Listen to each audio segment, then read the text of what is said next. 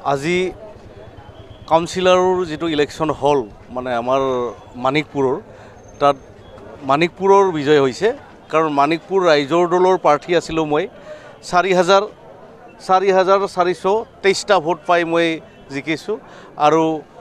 মোৰ এগেইনষ্টে আছিল অসম গণ পৰিষদে পাইছিল 2,000 আৰু CPMৰ এজন আছিল কেণ্ডিডেট তেখেতে কিছু ভোট পাইছে আৰু এয়া সম্পূৰ্ণ মানিকপুৰ ৰাইজৰ জয় আৰু সম্পূৰ্ণ মানিকপুৰ ৰাইজে আচলতে এই ইলেকশ্যনটো খেলিছে মোৰ মানিকপুৰ আঞ্চলিক পঞ্চায়ত 2 নং মানিকপুৰ আঞ্চলিক পঞ্চায়ত আছে চাওক মানিকপুৰত 9,000-10,000 ভোটাৰ পপুলেশ্যনৰ সেইখিনি আৰু এই 9,000-10,000 মানুহৰ আৱেগ অনুভূতি যেটো প্ৰকৃত অৰ্থত মানিকপুৰ ৰাইজে কি ভাবে এটা চাওক AP মেম্বাৰ হোৱাৰ লগে লগে তাত কিছুমান বেৰিয়াৰ থাকে সীমিত হৈ থাকে কিন্তু আমি ভাবো যে মানিকপুৰ ৰাইজৰ কোনো বেৰিয়াৰ নাই মানিকপুৰ ৰাইজৰ উন্নয়নৰ কাৰণে মানিকপুৰ ৰাইজৰ যিখন খেতিপথাৰ সেইখন